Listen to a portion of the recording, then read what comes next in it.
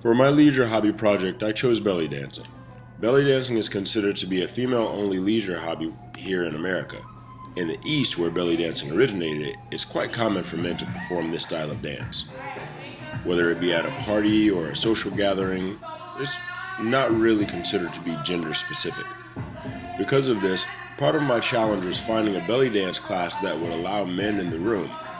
I was able to find an instructor, Ziva, who was willing to give me private lessons at the Hipline Studio in Oakland. Men are not allowed in those classes.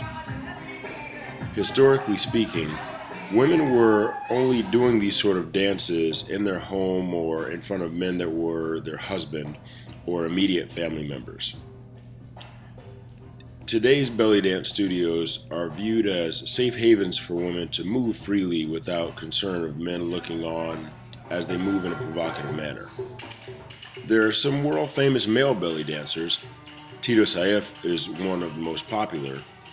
However, conservative religious people are not accepting of him or other men dancing in this way.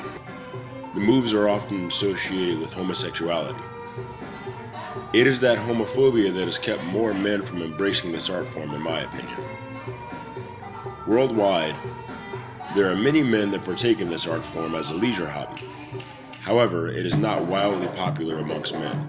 Proof of this comes from the difficulty of even finding a class wherein men are allowed to attend.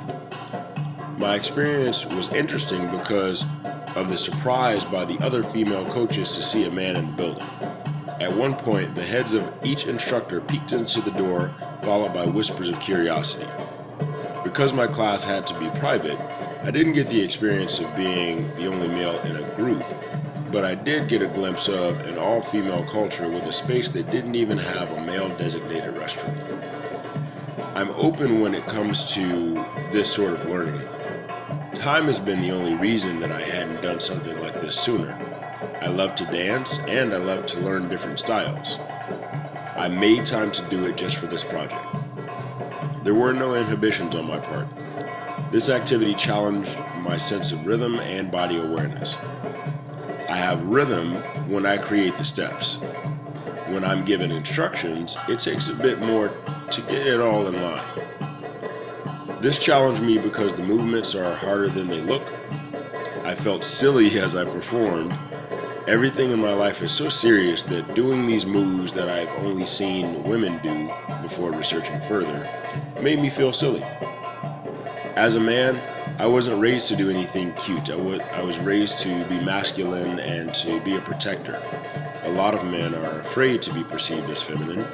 Therefore, most tend to shy away from anything that will present them in such a manner.